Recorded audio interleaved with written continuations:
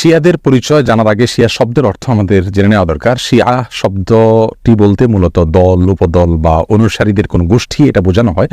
শিয়া বলতে বোঝানো হয় শিয়াতু আলিয়িন বা আলী রাদিয়াল্লাহু তাআলা আনহুর অনুসারী গোষ্ঠী, এদেরকে শিয়া বলা হয়। বা আলে বাইত রাসূল করিম সাল্লাল্লাহু আলাইহি সাল্লামের পরিবার কেন্দ্রিক যাদের ভক্তি বিশ্বাস এগুলো গড়ে উঠেছে তাদেরকে সাধারণত শিয়া বলা হয়। শিয়াদের উৎপত্তি এটা সাহাবায়ে কেরাম রাদিয়াল্লাহু তাআলা আজমাইন তাদের যুগ থেকেই বলতে পারি। এবং শিয়াদের উৎপত্তির পেছনে যে লোকটি ছিল তার নাম হলো আব্দুল্লাহ ইবনে সাবা। ইহুদি ছিল, পরবর্তীতে সে মুসলিমদের বেশ ধারণ করে মুসলিমদের ক্ষতি সাধন করার জন্যই মূলত এই গ্রুপটি তারা আবিষ্কার করে। শিয়াদের সম্পর্কে আমাদের দেশের সাধারণ মুসলমানদের মধ্যে ধারণা খুবই কম। আমরা অনেকেই মনে করি মুসলিমদের মধ্যেই একটি সাধারণ দল শিয়া, অথচ শিয়াদের যে সমস্ত বিশ্বাস আছে সে বিশ্বাসগুলো ইসলামের একেবারে মৌলিক বিশ্বাসগুলোর সাথে অনেকগুলো বিশ্বাস আছে যেগুলো সাংঘর্ষিক। অনেক ভাই বোনরা মনে করেন যে শিয়াদের সাথে আহলে সুন্নাহ ওয়াল জামাআতের অর্থাৎ যারা কোরআন এবং সুন্নাহকে দলিল হিসাবে গ্রহণ করে সেটাকে অনুসরণ করে তাদের সাথে শিয়াদের একটা পার্থক্য তারা মনে করেন যে শুধুমাত্র খেলাফত নিয়ে, অর্থাৎ আবু বকর রাদিয়াল্লাহু তাআলা এবং আলী রাদিয়াল্লাহু তাআলা আনহুর ভিতরে কে বেশি খেলাফতের হকদার এটা নিয়ে মত পার্থক্য। আসলে বিষয়টা তা নয়, বরং শিয়াদের বিশ্বাসগুলোকে একত্র করা কঠিন। তাদের মধ্যে অনেকগুলো দল উপদল আছে, তার ভিতরে কমন কিছু বিশ্বাস আছে বেশিরভাগ শিয়ারা লালন করে। তার ভিতরে একটি হলো তারা কালিমাতুত তাওহীদ আমরা যেটা বলি এটাকে যথেষ্ট মনে করে না। তারা মনে করে লা ইলাহা ইল্লাল্লাহ মুহাম্মাদুর রাসূলুল্লাহ এবং আলিয়ুন ওয়ালিউল্লাহ এটাও স্বীকৃতি দিতে হবে, মুখে উচ্চারণ করতে হবে, তারপরে মানুষ মুসলিম হবে। তাদের মধ্যে কোনো কোনো গ্রুপ আছে যারা কোরআনে কারিমের 30 পারার যে কোরআন এটার ব্যাপারে তারা সন্দেহ পোষণ করে এবং তারা কোরআনের বিকৃতিতে বিশ্বাস করে বা বিকৃতি করে, এটাকে তারা সঠিক মনে করে বিকৃতি করে থাকে।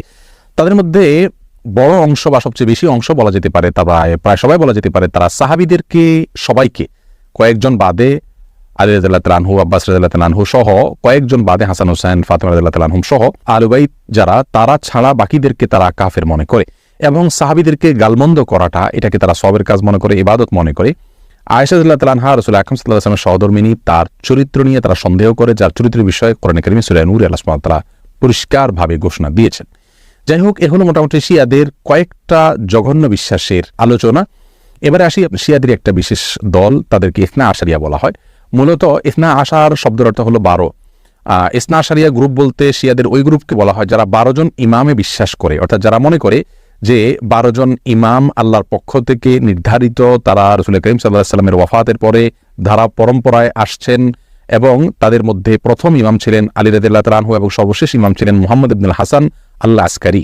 এসব ইমামদের সম্পর্কে, ইমামদের মধ্যে সর্বশেষ ইমাম যিনি মুহাম্মদ ইবনে হাসান আল আসকারী, তারা মনে করে তিনি লুকায়িত হয়ে গেছেন, আবার প্রকাশিত হবেন এবং এই ইমামরা সবাই নিষ্পাপ, তারা কোনো বলতির ঊর্ধ্বে এবং এই ইমামরা সকল প্রকার ইবাদত বন্দেগীর ঊর্ধ্বে উঠে গেছেন, তাদের কোনো ইবাদত বন্দেগী করতে হয় না। এই বিশ্বাসগুলো লালন করে থাকে ইসনা আশারিয়া গ্রুপ।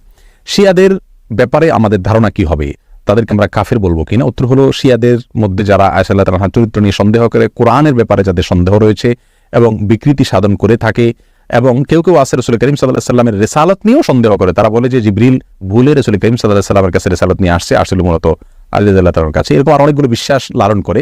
এই সম্প্রদায়গুলোকে বা এইরকম বিশ্বাস লালনকারীদেরকে আমরা মুসলিম মনে করতে পারি না। তবে হ্যাঁ, তাদের মধ্যে অনেকগুলো গ্রুপ আছে যাদেরকে সরাসরি কাফের বলা যায় না, তাদের অনেকগুলো ভুল এবং ভ্রান্ত বিশ্বাস রয়েছে। এদের মধ্যে সবচাইতে সাধারণ যেটা বিশ্বাসের দিক থেকে সবচাইতে তুলনামূলকভাবে কম জঘন্য বলা যেতে পারে সেটা হলো আবু বকর রাদিয়াল্লাহু তাআলা চাইতে আলী রাদিয়াল্লাহু তাআলাকে খেলাফতের জন্য অধিক হকদার মনে করা। শিয়া ধারণা কি হওয়া উচিত সেটা আমার মনে হয় যে কোনো সাধারণ দর্শক শ্রোতাই আমরা সহজেই সিদ্ধান্ত নিতে পারবো। আল্লাহ তাআলা আমাদের সকলকে সঠিকটা বুঝার তৌফিক দান করুন।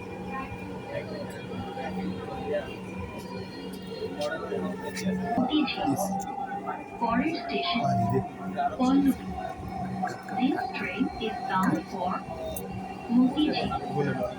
Next station is Pollubi.